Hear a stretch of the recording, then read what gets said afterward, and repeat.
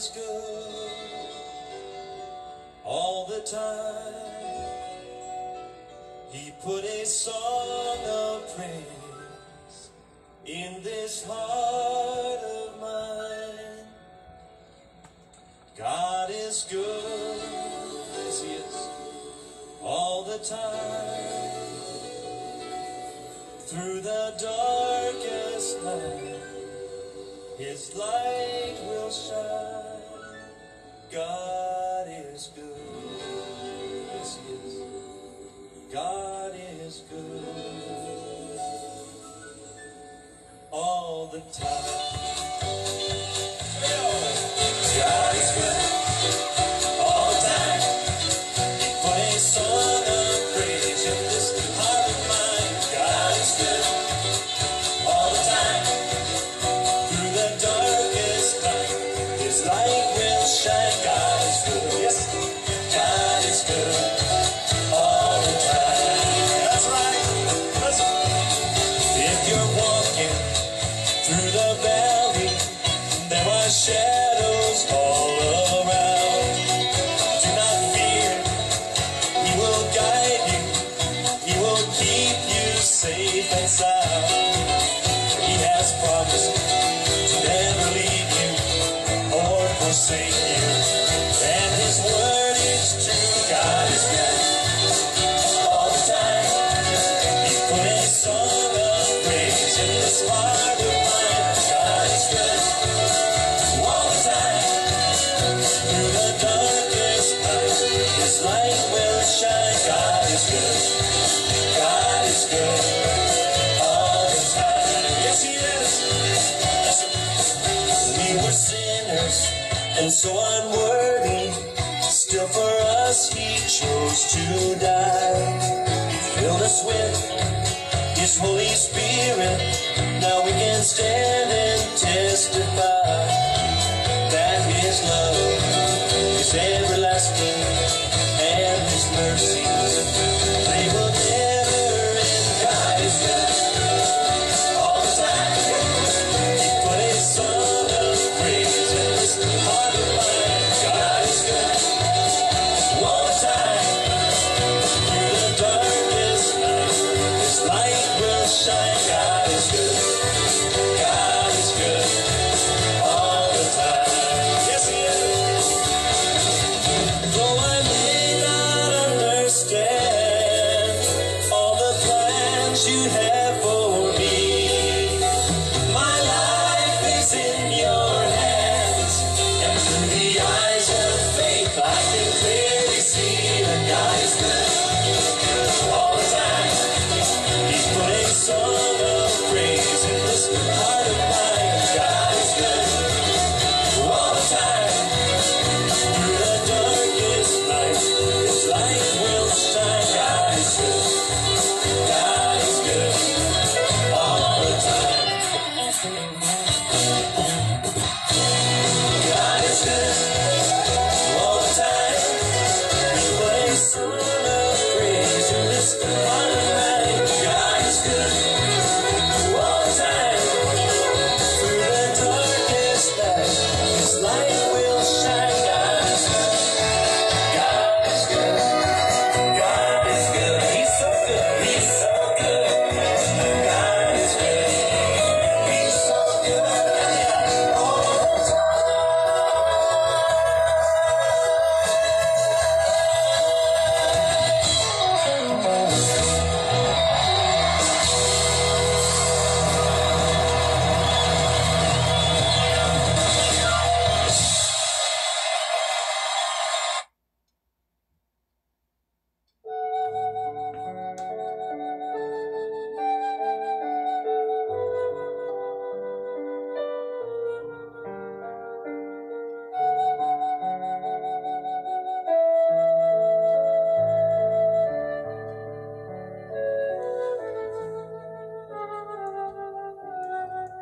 Tayo po'y manalangin sa pangunguna ni Brother Jerry. Brother Jerry, pwede nyo na po yung inyong microphone nyo para makapanalangin po tayo. Magandang gabi mga kapatid. Damay natin ang ating Panginoon sa ngalan ng Ama at Anak at Espiritu Santo. Lord God, sa mga sandaling ito, Panginoon, naririto kami ng aking mga kapatid upang magbigay puri, luwalhati sa iyong pangalan, Lord. Maraming salamat, Panginoon, sa biyayang ibinibigay mo sa amin upang kami magkanig sa mga sandaling ito, Panginoon, upang pagsaluhan ng iyong mabuting balita. Lord, itinataas ko po ang aking mga kapatid, lalong-lalo na po si Brother George sa kanyang pangunguna sa gawain na ito, Panginoon. Si Sister Andy, ang kanyang brother husband, at kung sino pa man, Sister Dory, nakasama ko ngayon sa mga sandaling ito, Panginoon. Panginoon, kayo po ang manguna sa mga sandaling ito, O Lord God, upang sa ganun, Panginoon, maramdaman namin ang iyong presensya, O Lord God. Paspasan mo rin po, Panginoon, ang mga nakikinig o nanonood sa mga sandaling ito. Bigyan mo sila ng biyaya mo, O Lord God, upang sama-sama kami magtalo-salo sa iyong biyayang siksik na tumaapaw sa gabing ito, Panginoon. Salamat po sa pagkakataon na ito, Panginoon, dahil nararamdaman namin ang iyong presensya sa mga sandaling ito. Alam namin, O Lord God, ang aming kapiling sa mga sandaling ito. Ang iyong banal na Espiritu ang siyang mangunguna sa bawat gawain iyong inihahatang sa aming mga balikat, Panginoon. Panginoon, ito po ang time na upang lubos naming maintindihan ang iyong mabuting balita sa mga sandaling ito. Napakaganda po ng iyong gospel sa gabi ito, Panginoon. At siyempre, bibigyan ito ng magandang kapalanawagan ng aming mga kapatid upang sa ganun, Panginoon, lubos naming maintindihan kung anong mensahe ang gusto mong iparating sa amin sa mga sandaling ito. At siyempre, Panginoon, itinataas namin ang bawat isa na nawa, Panginoon, maramdaman namin ng lubos ang kalakasan, ang kaligtasan, o kagalingan kung ano man meron ang nararamdaman ng bawat isa at ganoon din po ang mga nakikinig.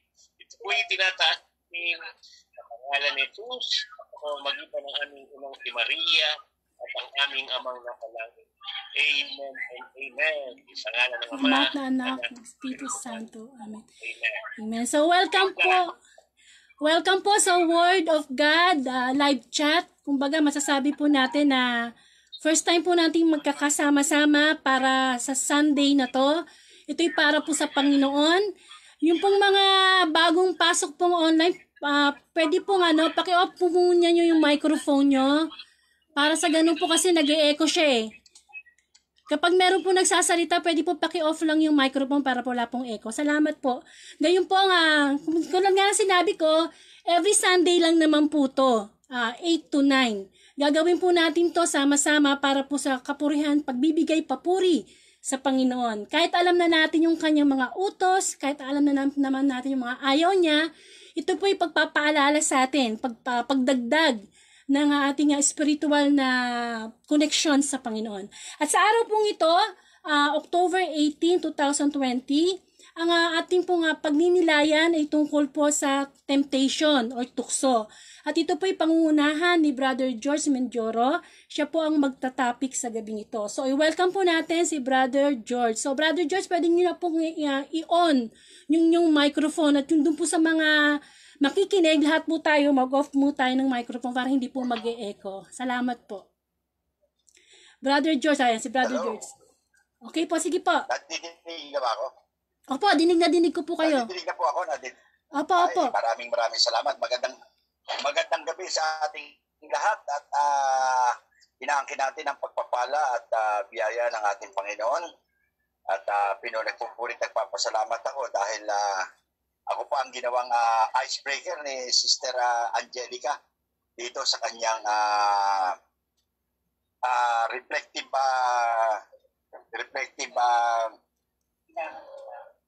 work para sa ating Panginoon, no?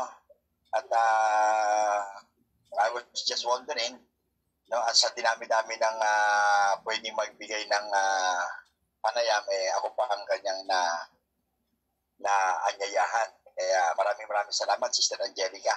Tungkol dito ang topic natin ay tungkol dito sa temptation. Ano ba yung temptation? Ito ay tukso. Ang tukso ay inaano sa yung ating pagkakalapit sa kasalanan. Sabi nga sa aklat ni Santiago, chapter 1, verse 14, natutukso ang tao kapag siya'y naaakit at napapatangay sa kanyang sariling nasa. Sa talatang ito, sinasabi na ang tukso pala ay nagsisimula sa ating nasa. Paano ba tayo nagkakaroon ng nasa? Eh di siyempre, doon sa ating nakikita, doon sa ating nadidinig. In other words, yung ating mga senses. Dito nagsisimula ang ating pagkatukso. Hindi tayo matutukso kung wala tayo o hindi natin gagamitin yung ating mga senses. Yung ating nakikita, yung ating nadarama, yung ating nadidinig, yung ating nalalasahan, at yung ating naihipo. No? Madaming mga tao na pagka may nabalita o nadinig na ay si ganito, ganitong nangyari, nakabili ng bagong rep, mayroong naiinggit, kasi tukso yun eh. Nagsisimula, ang tukso doon ay yung kanyang inggit. Bakit siya na iinggit? Kasi wala siya noon. Di ba? Ganun din, ganun din ang ating nandun din ganun din ang ating mga nangyayari sa atin sa araw-araw. Akala lang natin wala tayong inggit, wala tayong tukso. Actually, meron tayo. Hindi natin ito maitatatwa.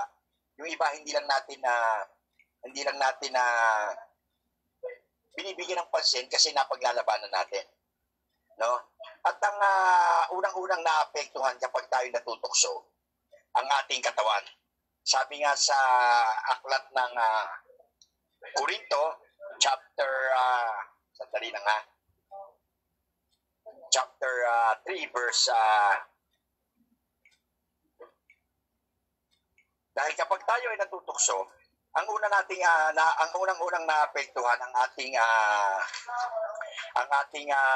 sarili, ang ating katawan. Kaya ang sabi sa chapter 3 ng First Corinthians, sabi dito, hindi ba ninyo alam, chapter 3 verse 16, hindi ba ninyo alam na kayo'y templo ng Diyos at naninirahan sa inyo ang templo ng kanyang espiritu? Parurusahan ng Diyos ang magwasak ng templo niya, sapagkat banal ang templo ng Diyos at kayo ang templong yan. In other words, every time na tayo ay natutukso, binibigyan natin ng kapintasan ng templo ng ating Panginoon, which is ang ating katawan. At kapag hindi natin napaglabanan ng tukso na yan, o hindi natin yan napaglabanan, ay mauuwi ito sa kasalanan. At kapag nauwi na ito sa kasalanan, yan ang simula ng ating paglayo o pagkaputol ng ating relasyon sa ating Panginoon. Napakahirap bumalik kapag tayo nagsimula ng mahirati sa ating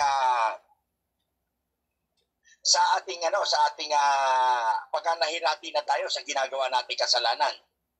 Mahirap nang bumitaw at lalong mahirap nang lumayo. Para yung nagsimula kang manigarilyo.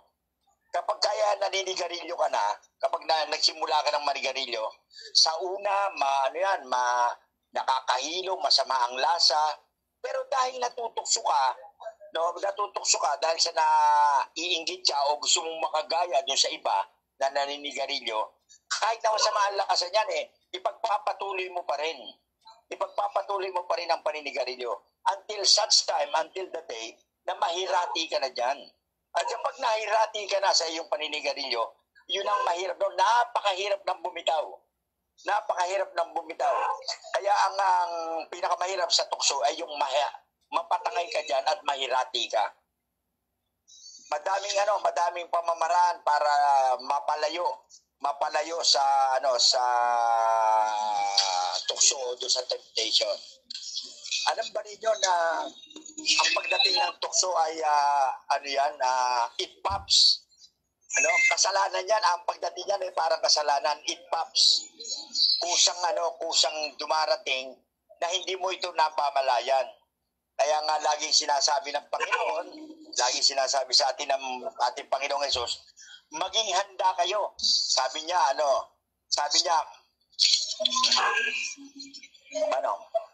manalangin kayo upang hindi kayo madaig ng tukso. Sinabi yan sa Lucas chapter 22 verse 40. No? Yan lamang ang ating panlaban upang makaiwas tayo sa tukso. Ang matukso ka ay hindi kasalanan. Ang nagiging kasalanan ay yung mapatangay ka sa tukso. Yung mapailalim ka sa tukso. Bibigyan ko nga halimbawa, katulad yan ng paninigarilyo, isipin nyo pagka napailalim na kayo sa tawag ng paninigarilyo, no? Pag nagising ka sa hating gabi, kahit na malayo yung tindahan, tatayo ka, magbibihis ka, maglalakad ka kahit na hating gabi para bumili ka lang ng sigarilyo para lang masatisfy mo yung cravings mo sa paninigarilyo. That's how temptation acts in us. No? Babaliwalain mo ang lahat. Babaliwalain mo ang lahat ng susuungin mo ang lahat. No? Kahit na yung tukso ng pagkakaroon ka ng yung pagkakagusto mo sa ibang babae, kung ikaw ay isang lalaki. Napakahirap na nagsisimula yan sa attraction. Ma-attract ka, makikita mo yung kanyang particular na katangian, at kapag nakita mo na yon, pag nakita mo na yung mga katangian niyang ganon, ano naman ang mangyayari sa'yo? Ang makikita mo naman sa asawa mo, lahat ng kanyang kapintasan, no? At kapag nakita mo na yung lahat ng kanyang kapintasan, mahihirati ka na rin sa nagugustuhan mo. In the process, nagkakaroon kayo ng konting pagkakamali lang o konting diferensya nung meron kayong konting pagkakadiferensya ng iyong sister wife, mag-aaway na kayo kasi hindi mo na nakikita yung magaganda sa kanya. Ang nakikita mo ay yung lahat ng kapangitan. Pero yung kinagigiliwan mong bago, no, kahit na meron siyang mali, kahit na meron siyang pagkukulang, napagpupunan mo. Bakit? Kasi nakapokus ka doon sa magaganda niya, sa magandang nakikita mo sa kanya. Amen? Ganyan ang pagkilos ng tukso sa atin. Kaya dapat maging handa tayo. At para maging handa tayo, dapat lagi tayong manalangin. Katulad ng panalangin ng ating Panginoong Jesus na ilayo mo kami sa tukso. Hindi ba? Anong sabi ng Panginoong Jesus doon sa kanyang huwag mo kaming hayaang matukso kundi iligtas mo kami sa masama sa kanyang panalangin sa Ama namin. No? Wala tayong may panlalaban sa tukso maliban sa panalangin kasi hindi natin kayang labanan yan. Napakahirap labanan.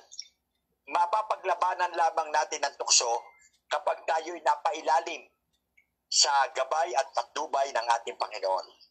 Hindi kaila sa inyo na ang aking pinagdaanan, no? Ako ay isang retired police. Alam naman ninyo ang police, laging matulis. Walang pangit na police, lahat ng police gwapo. Hindi yan walang police na pangit, lahat ng police gwapo.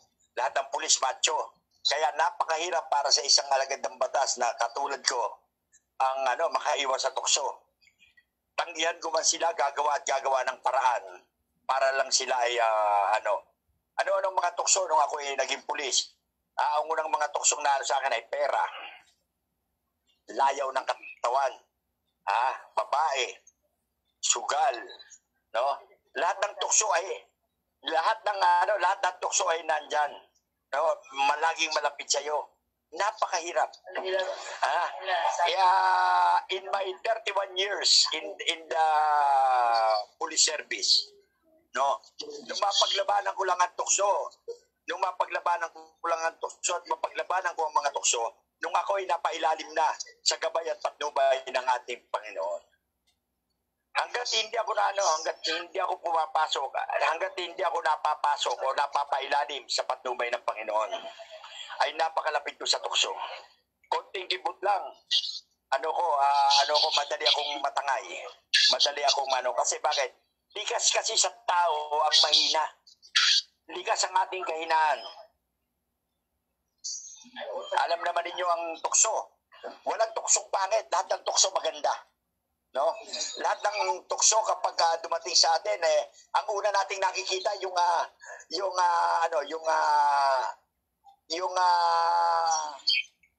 bang yung cover lang ang nakikita natin. Hindi natin nakikita yung perspective. Yung perspective ang hindi natin nakikita. Kung ano ang kahihinatnan. Bulag tayo doon. Kapag dumating na ang tukso at napailalim ka na, hindi mo na pinapansin o binibigyan ng halaga kung ano ang mga consequences na mangyayari doon sa tuksong nagaganap sa iyo. Doon sa tuksong nagaganap sa iyo. Kaya tuloy ang nangyayari, kapag napatangay ka na,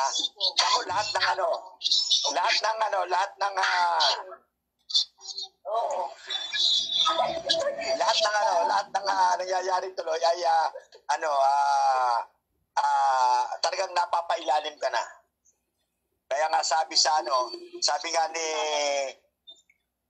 ni sa Aklat ng Mateo, chapter 18, verse 7, kabag-habag ang daigdig sa dami ng mga tuksong nagiging sanhi ng pagkakasala. Hindi nga maiwasan ang pagdating ng tukso. Ngunit kakilakilabot ang sasapitin ng taong pinanggagalingan nito. Kita nyo na, miski na ang Diyos ay sinasabi, hindi nga maiiwasan ang pagdating ng tukso. Kasi temptation is everywhere. Temptation is there. Yung ka-brother mo, yung ka-sister mo sa community, pwede silang pagsimulan ng tukso. Yung asawa mo, pag-ising mo ng umaga, pwede pagsimulan ng tukso. Ultimo, sarili mo, pwede pagsimulan ng tukso.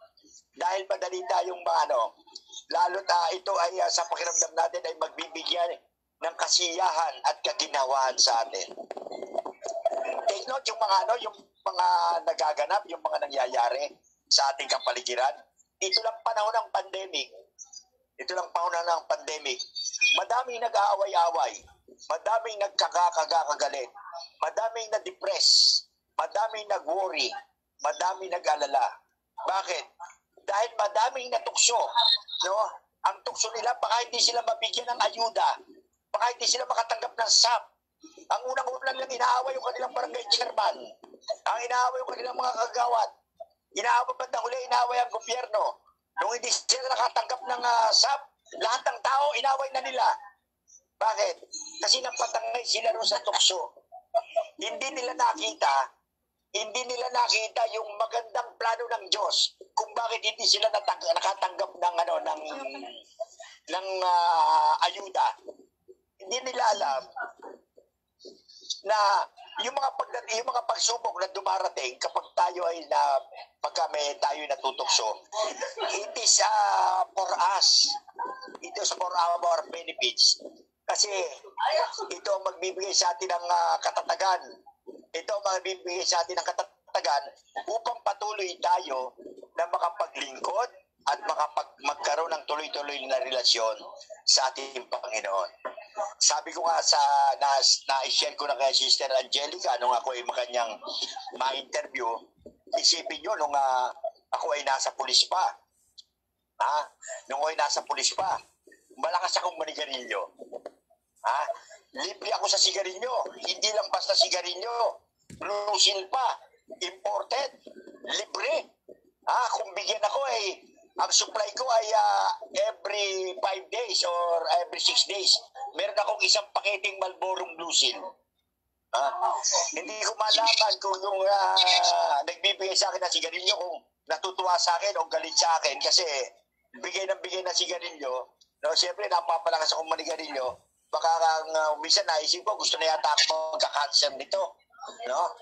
Pero palibasa, nag-i-enjoy ako sa sigarilyo yung binibigay sa akin, itit ako ng itit.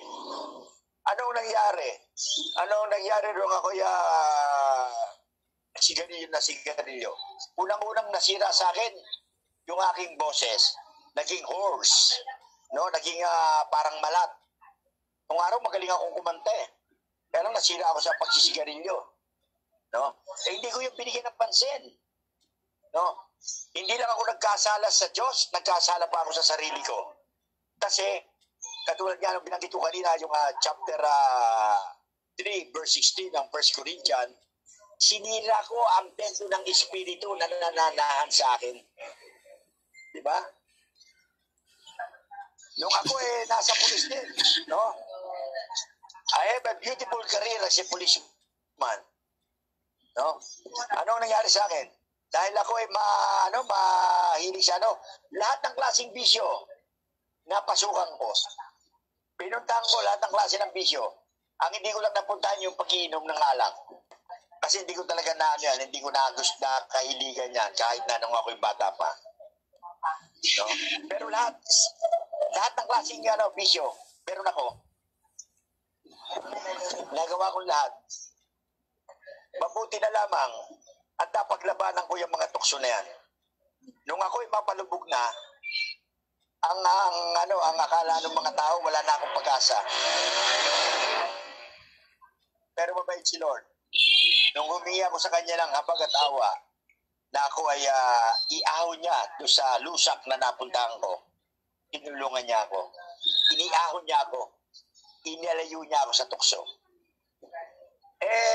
Paano naman ako nakalayo sa tukso? Madali lang. No? Nung aking paninigarilyo, ginawa ko, tinigil ko. Paano ko tinigil yan? Inialay ko kay Lord. Anong ginawa ko? December 8, 2004.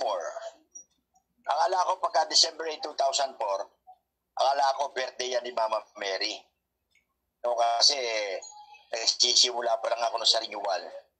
Sabi ko, Mama Mary, birthday mo ngayon, regalo ko sa'yo, hindi na ako maninigarilyo. That was December 8, 2004. From that moment, up to the present time, kahit na isang stick na sigarilyo, hindi na ako tumingin.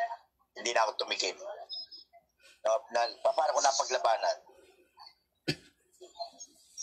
Paano ko na maglalabanan ng mga tukso? Ang ginagawa ko kasi, nakikipag-covenant ako kay Lord. Nakikipagkasundo ako sa Kanya. Sabi ko sa Kanya, Lord,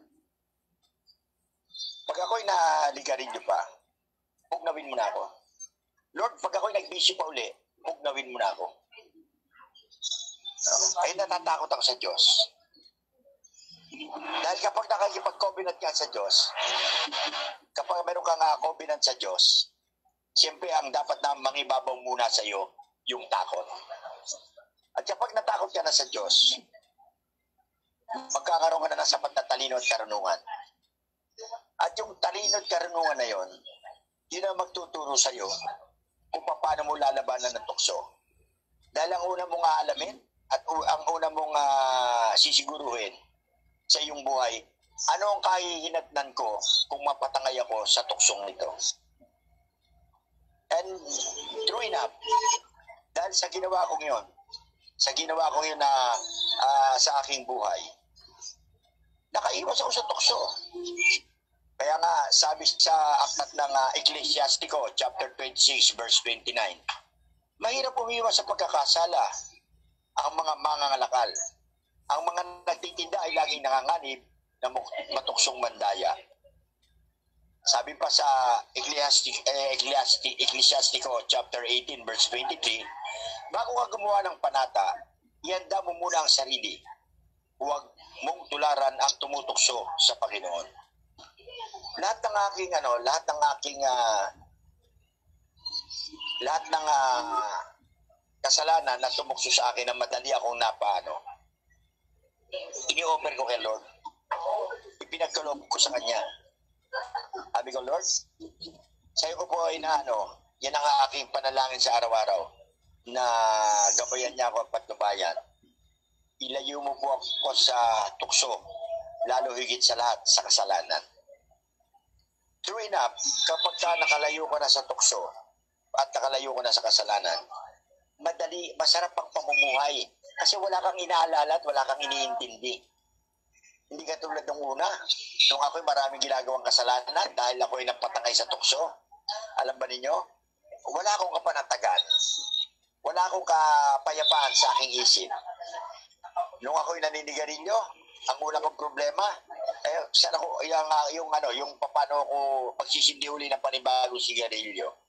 Nung ako'y nagsusugal, ang problema ko, kailangan magkaroon ako ng pera para meron akong mapunta sa kasino, para makapag-kasino.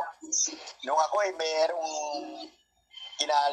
kulasisi o may kinalolokohan, No? Lagi ako nag-aalala, baka may makakita sa akin. Lagi ako natatakot, baka may makapuna sa akin, may makakita, may magsumbong sa misis ko. No? Sipin mong kabano, walang kapayapaan na ganyang pamumuhay. Napakagulo. Pero nandun lagi, hindi nawawala ang takot, hindi nawawala ang alalahanin, hindi mo nawawala ang pag-alala. Ano? Kaya lang mabait si Lord.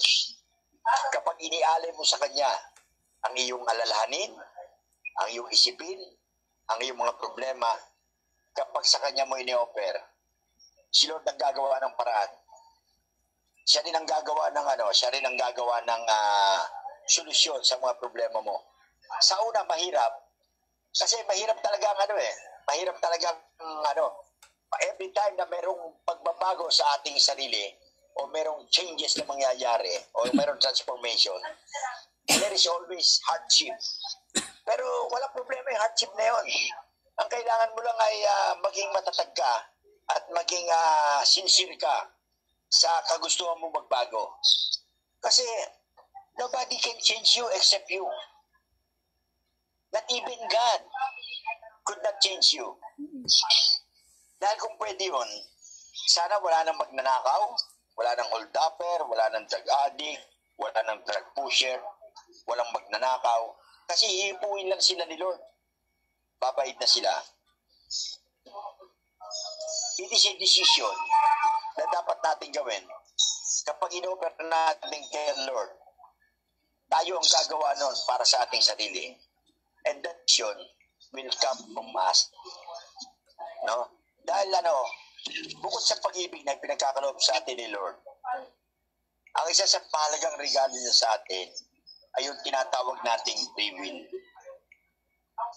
Yung free will na kaloob sa atin ni Lord, yun ang gagamitin natin para mapaglabanan natin ng tukso.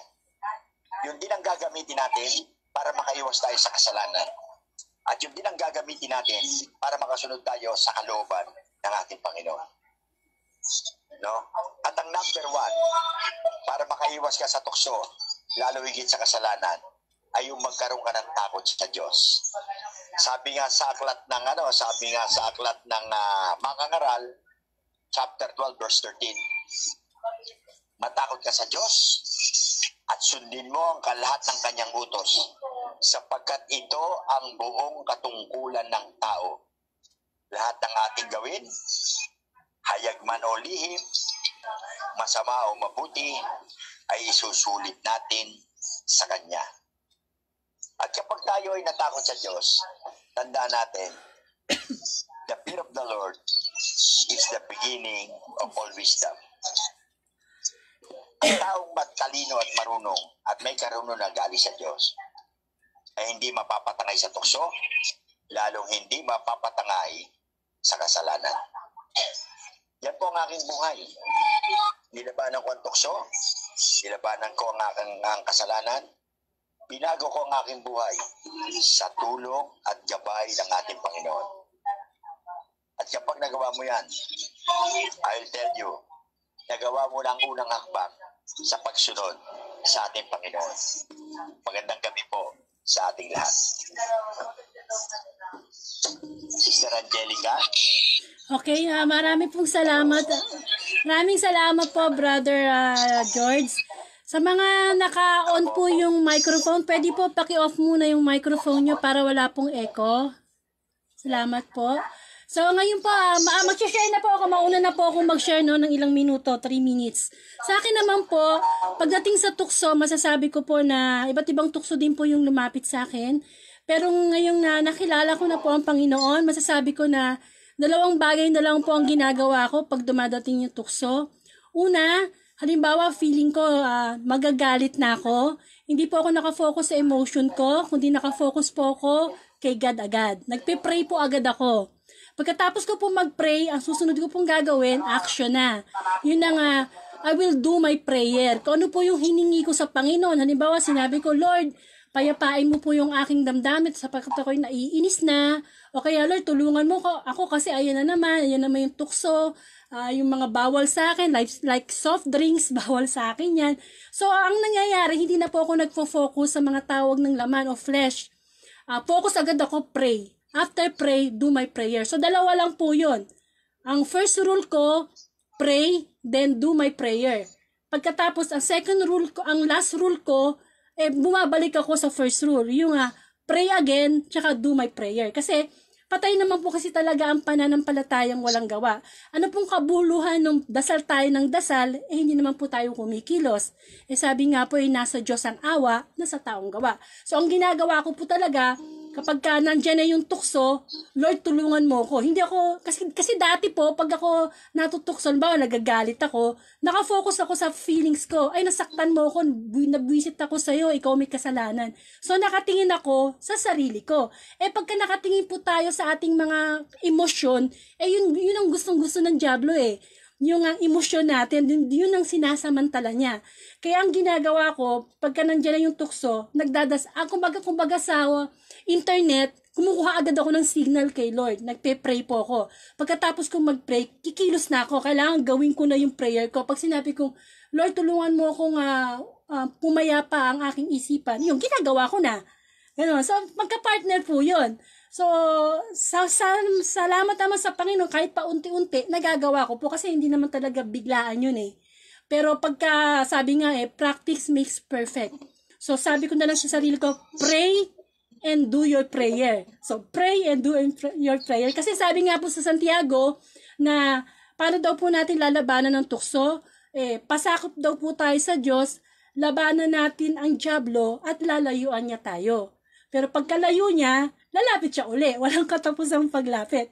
Pero ang sa akin naman, sinabi ko sa sarili ko na ang dyablo ay matagal ng talunan. Wala na siyang kapangyarihan sa atin. Kung siya may nakakapagtukso sa atin at nakakapagdala sa atin sa kasalanan, tayo po yun. Free will natin. Pinili natin. So, doble-doble yung kasiyahan ng dyablo. Kasi talo na nga siya, simula nung mamatay at muling mabuhay ang Panginoong Jesus, talo na siya, tapos nakakapagling lang pa siya uli, doble-doble na. So sana nga ganun tayo lahat, no? Lalo na yung mga nakikinig sa Facebook ko ngayon na live, kasi naka-live po tayo sa Facebook ganun po ang gawin natin. Kapag may tukso po tayo, pray agad. Kamukha ni brother, no? Ni Brother George, sabi nga niya, natutukso siya noon sa babae. So siguro kung nasa Panginoon na siya noon, ang isipin niya kaagad magdasal. Kesa nakafocus siya sa mga nararamdaman niya na mga tawag ng laman. O kaya sigarilyo. Imbis na magsisigarilyo siya, nakafocus siya sa mag-pray. Alam niyo kasi iba kasi yung pag nakikipag-usap ka sa Diyos Kasi pag hindi po tayo nakikipag-usap sa Diyos, ang dyablo ang bubulong sa atin. Amen po. So, sana po mag-share din si Brother Danny. Tatay Danny, paki-on po yung microphone niyo. Pwede po kayong mag-share tungkol po sa topic, temptation. Mahina ba, boses? Yan, okay. Wala. Dinig po. Malakas. Okay. Kailan pa ba itong chat room mo? Ngayon lang po. Ngayon lang po. First time po. Ngayon lang. Yung talaga sama-sama sa group chat. Okay.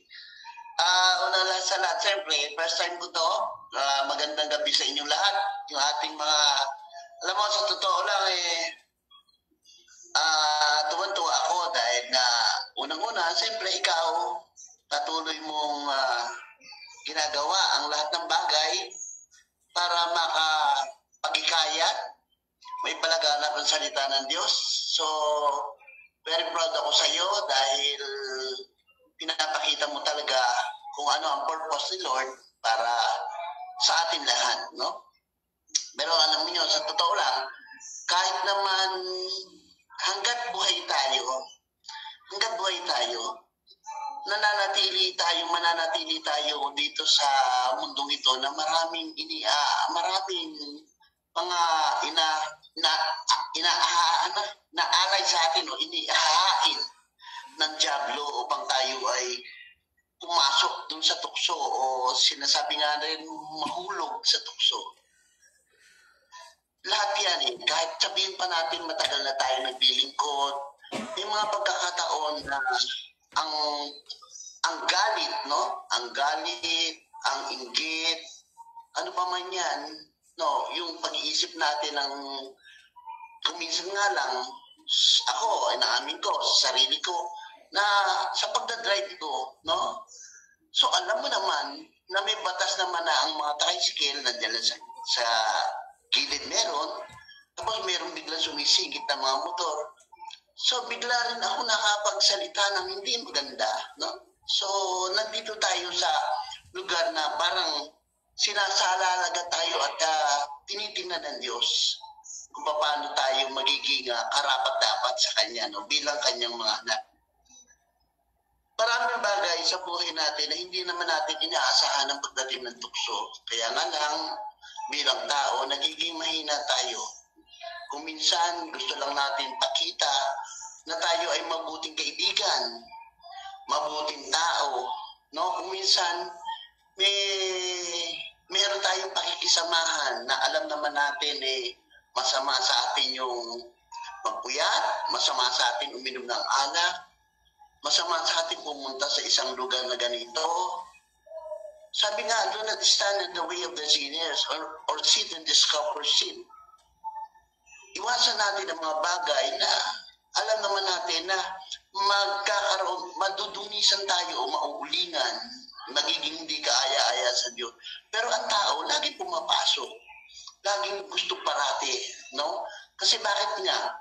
Sabi nga, ang tukso talagang hindi natin kayang pigilan o iwasan.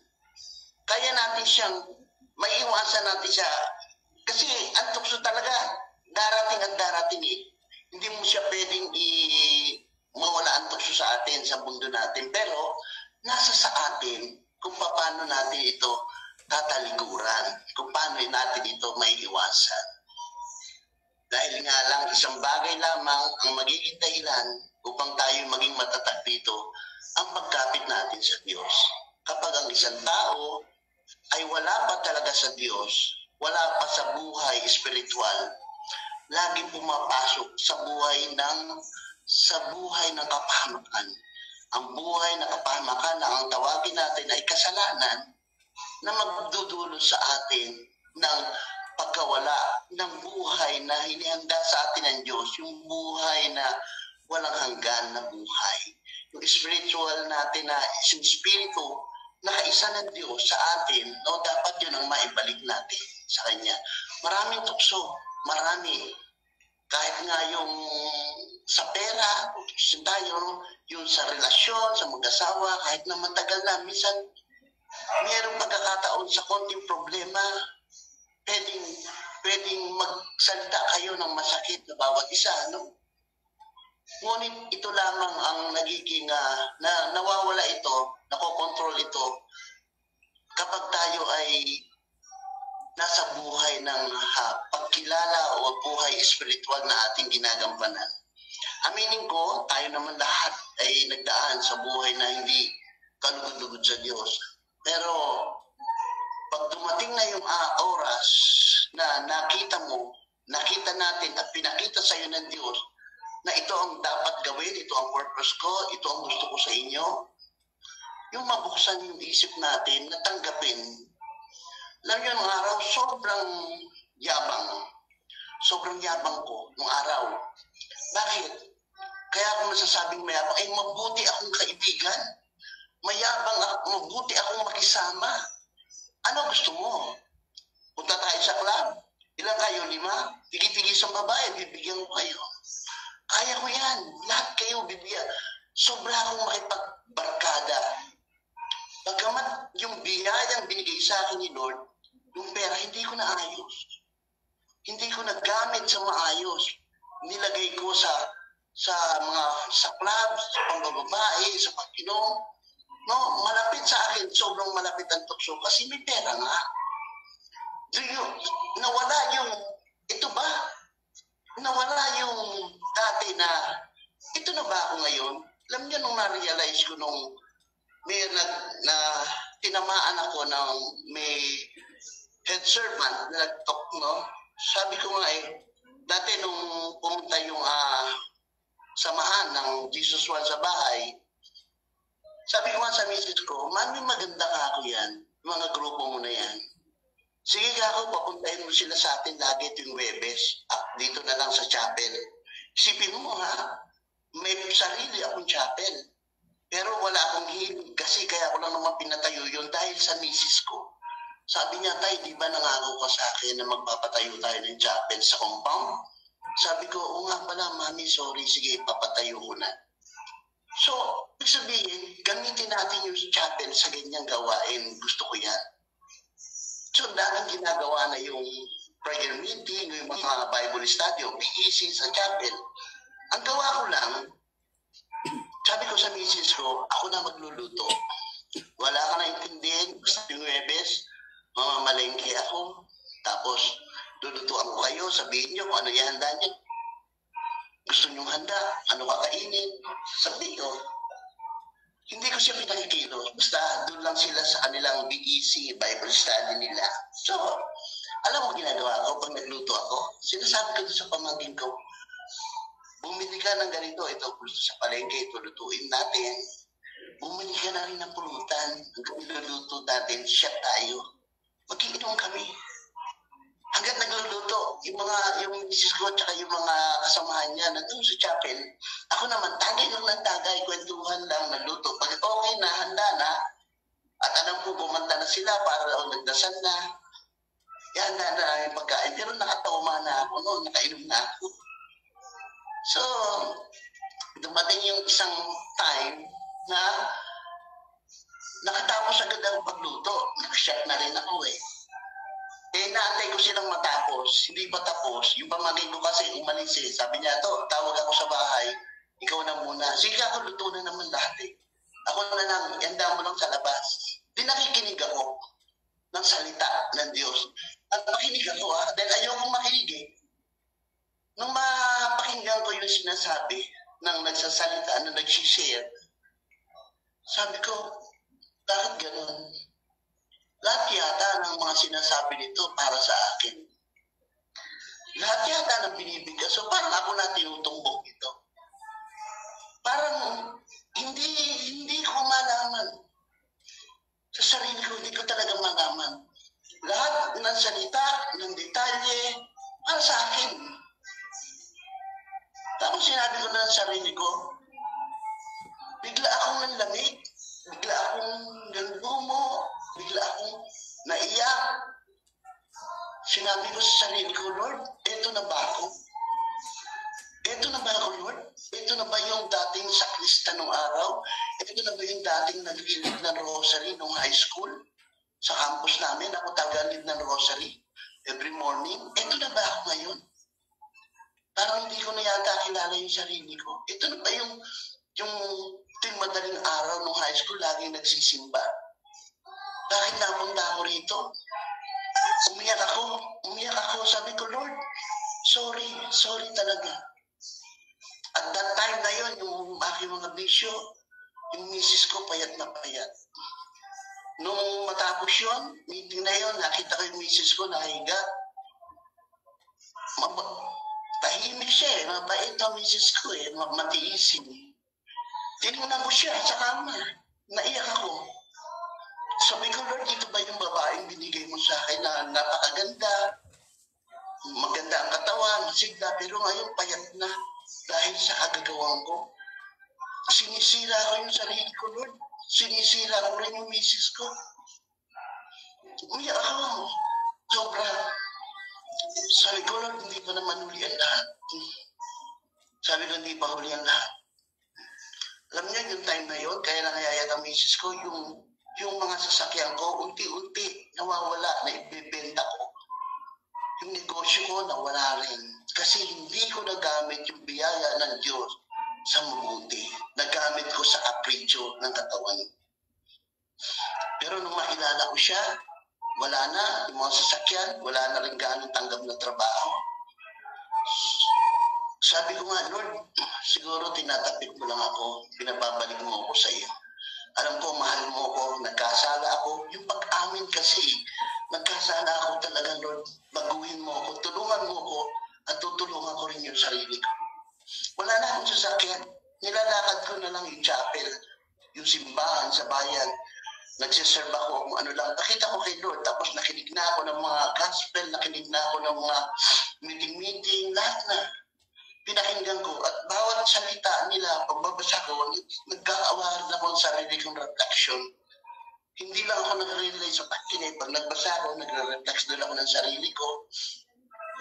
Hanggang sa matuto, tsaka hindi na ako tumigil ng alak. Kasi nabasa ko na mas mainam sa isang tao na hindi talaga tumitigil ng alak kapag ikaw nagbabahagi ng salita ng Diyos.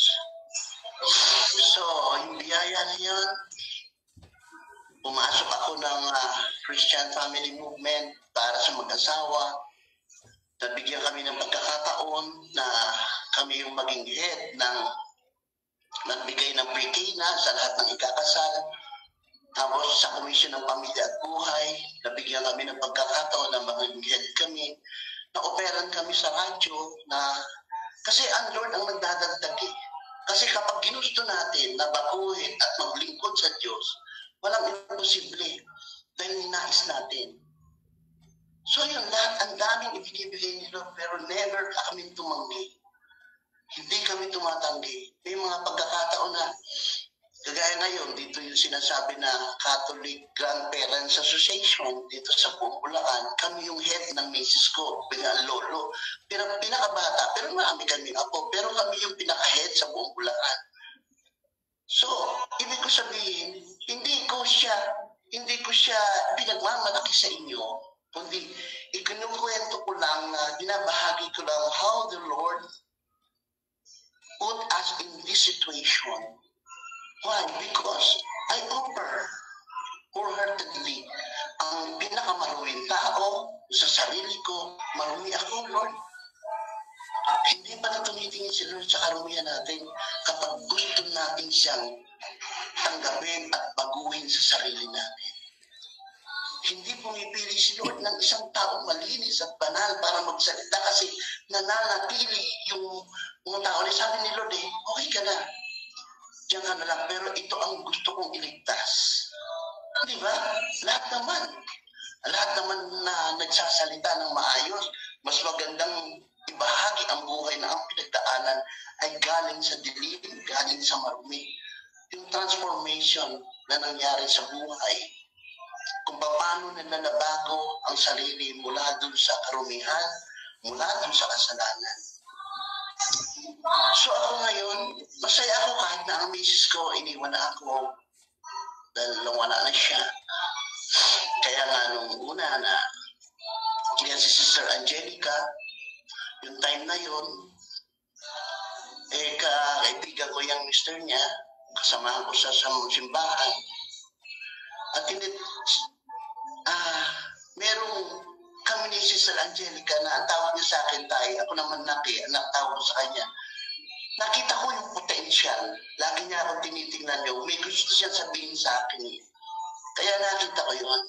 Kaya sabi ko nga, bigyan ko na makausap ko siya. Tapos gines ko siya. Sabi ko, sa kanyang pagsasalita, may potential. Kaya ginawa ko siya sa radio, nagkwentuhan kami. So, sobrang naging amin ni Angelica. Kaya siguro makikita niyo sa post kung bakit sinasabi na Angelica, thank you kay Tatay Danny na nagturo sa akin, na naging pinaka-inspirasyon na nagbigay sa akin ng lakas ng loob. Kaya pinakilala ko siya sa kalap. Although nagkaroon ng sinasabi na hindi maging maganda sa amin dalawa, na yung kapaligiran, yung samahan na yung mapangusgang mata. Pero sinasabi ko nga, maski sa mga anak ko, kahit sa mga kaibigan ko, masisira ako sa inyo. Masisira ako sa inyong pagkakilala sa akin. Pero hindi ako masisira sa Diyos. Nandito na ako ngayon kay Lord, naglilingkod na ako. Kaya sana, huwag ninyong tingnan kung paano kami ka-close Angelica. Kami naglilingkod ng maayos. Para ko siyang anak, para ko siyang I love her with the love of the Lord. Kaya ganyan si Angelica. Kaya tuloy-tuloy nakikita ko, natutuwa ako. Then, wala sa amin. Alam namin kung paano kami hinipon ni Lord. Galing kami roon sa mga bagay na hindi maganda sa buhay namin na nangyari. si Angelica na ang ugali ng araw, sinasabi niya naman, ako rin naman ganun. Ngayon makilala namin si Lord. Siyempre, bilang ang preacher, natutuwa ako. Dahil pinagpatuloy ni Angelica ang gawain na ito na yun lamang ang magiging yun lamang isang daan ang katotohanan na ikaw ay ganap na inoper mo yung sarili mo. Napakahirap gumawa ng mga topic araw-araw. Napakahirap mag-invite. Napakahirap ng meron ka laging time at oras i-share the word of God. Ako, hindi ko na magawa. Pero nagbabasa lang ako. Nagbabasa ako. Lagi, araw-araw may reflection ako. Nagbabasa ako. Pero iba itong ginagawa ni Angelica. Kaya ako'y natutuwa at nasabi ko sa sarili ko, Lord, tama ang sinabi mo. Napakarami ng aanihin. Ngunit ko, konti ang manggagawa. Kaya nga sabi ko nga, ang tukso sa buhay natin, habang tayo'y nabubuhay, dumarating siya, nasa paligid lang natin. Dala ito ng ating kalaban. Pwede itong seen and unseen negative forces, negative dito sa paligid natin. No? Nakikita o hindi nakikita, present siya. Minsan nakatabi mo lang. Minsan nandyan lang siya na nakita mo, walang nakakakita. Merong mahina na mabait, sasamantalahin mo na hiraman ng pera, samantalahin na hindi maganda. Pero lahat ng pagbabago, dahil ang Diyos ang liwanag, ang Diyos ang katwiran, ang Diyos ang katarungan, ang Diyos lahat nandyan. Hindi siya nagkulang eh. Nandyan lahat. It is ours to choose kung ano ang dapat natin gawin. Pero ang pinakamahalaga sa lahat, na dapat natin malaman kung sino tayo. At yun lang ang magpapabago sa atin, na malaman natin kung sino tayo. Hindi tayo aksidenteng napunta lamang dito na buhay, na putok. Nasabihin natin putok sa buhok. May totoo tayong Diyos Ama. Tayo'y galing sa Kanya. So pag nalaman natin, tinanggap natin sa sarili, Lord, anak mo kami, anak mo ko. So kailangan lamang hindi kami mapahiwalay sa iyo. Bilang isang magulang, lahat tayo, di ba? Gusto natin mga anak natin maayos. How much more yung ating Diyos na gumawa ng lahat. Alam natin yan na hindi tayo pinababayaan. Lahat inihanda na para sa atin, sa lahat ng pangangailangan natin.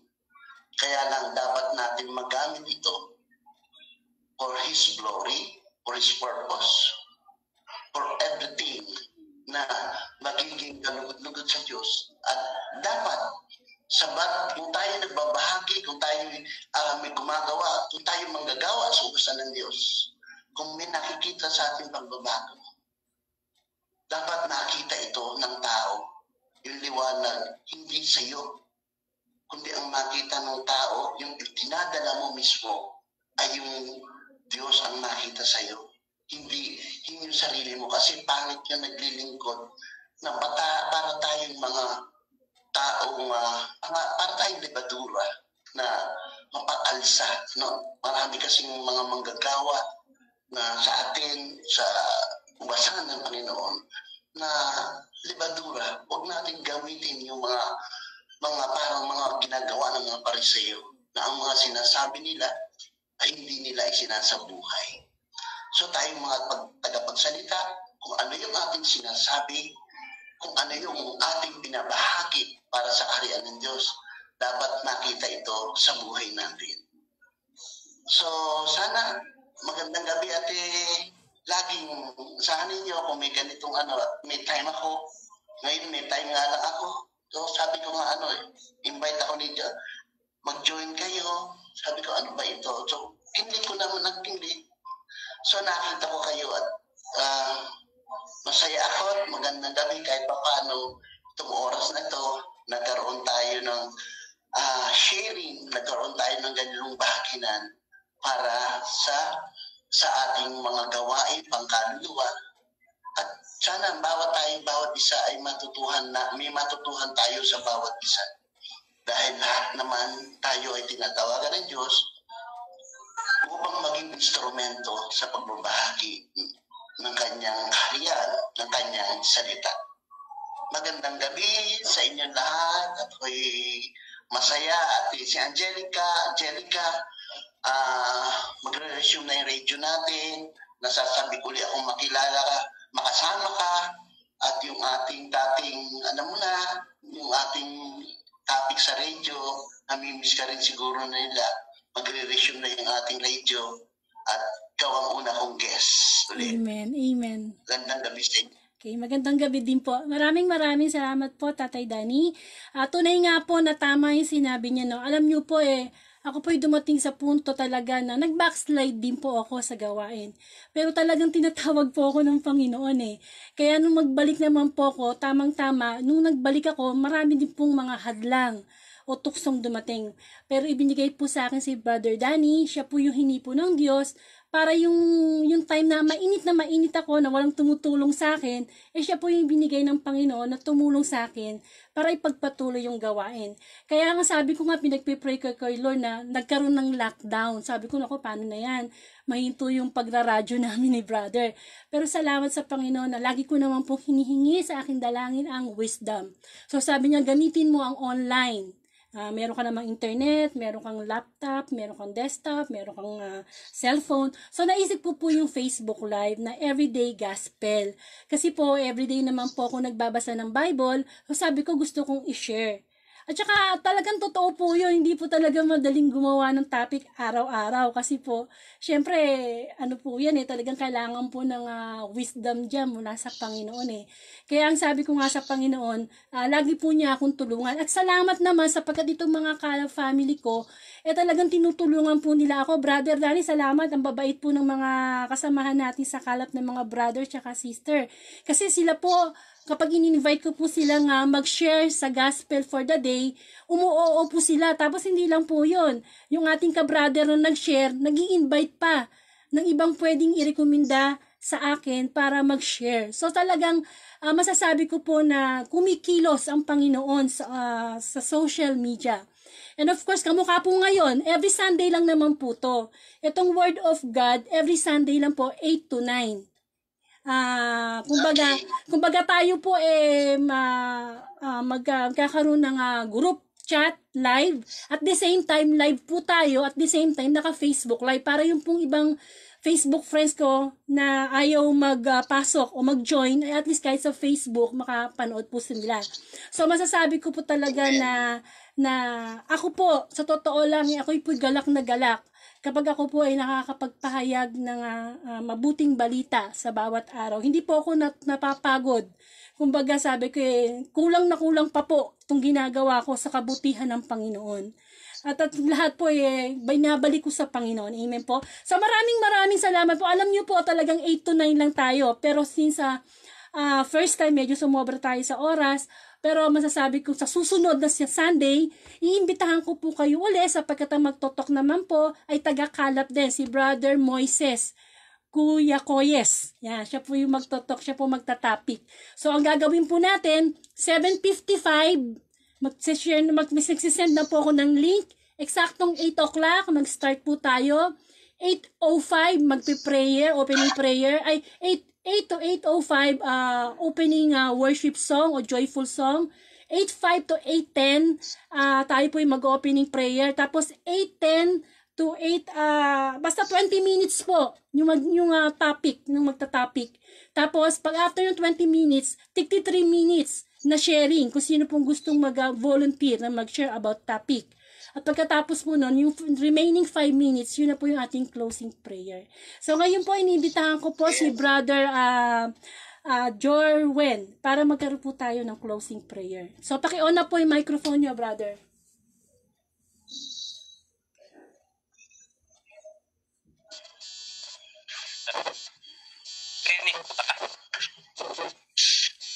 Hinaw po ba? Opo, sige po, pwede na po tayo mag-closing prayer. Okay, sige. Ilagay natin yung mga sa ating Panginoon, sa ngalan ng Ama at Espiritu Santo. Panginoon, una sa lahat, nagpupurit pasalamat po kami sa iyo sa nangyaring kaganapang ito sa Facebook Live na pinahintulutan mong mangyari. Alam ko po na ito ang nag-decide na mangyari ito, na kami magkasama-sama upang pagnilayan, pag-aralan ang iyong salita na ipinagkaloob sa amin. Maraming salamat, Panginoon, sa topic na bigay mo sa amin sa temptation. So humingi po kami kalakasan ng katatagan ng kalooban upang hindi madala sa mga tukso na nakapatig. Hinihiling po namin na palakasin niyo ang aming loob na paglabanan ang tukso na amin. Maraming salamat po, Panginoon, sa mga tao na ginamit niyo upang maganap ang live na to, na lahat ng mga naway pagpalain niyo po sila, hipuin niyo po ang aming mga puso upang pagpatuloy namin ang gawain ito. Sa mga tao pong hindi pa po nakaka-join, Panginoon, kayo na po ang magikayat upang makasama kami sila sa susunod na linggo. Maraming salamat po sa iyo, Panginoon. Dalangin namin sa inyo ito sa ngalan ng iyong anak na si Jesus, at kasama ng inang Birime at ng Banal na Espiritu Santo. Amen. Amen. Sa ngalan ng Ama, ng Anak ng Espiritu Santo. Amen.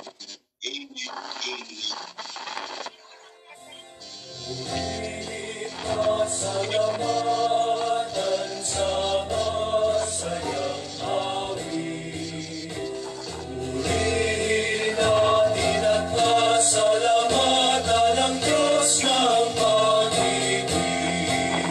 Sa'yo, Ama, salamat sa mayamang kapananan at sa magandang kalikasan at sa ating kanang buhay.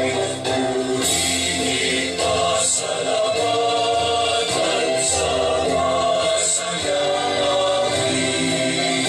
Purihin natin at pasalamatan ang Diyos ng pag-ibig.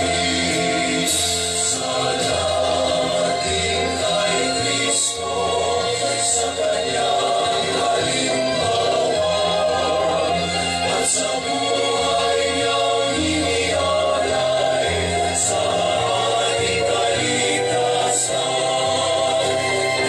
Purihin pasalamatan sa masayang awit. Purihin natin at pasalamatan ang Diyos ng pag-ibig. Sa Espiritu Santo, salamat sa iyong kamdam na nagbibigay ng liwanag sa taong umanaw. Purihin pasalamatan sa masayang awit. Purihin natin at pasalamatan ang Diyos ng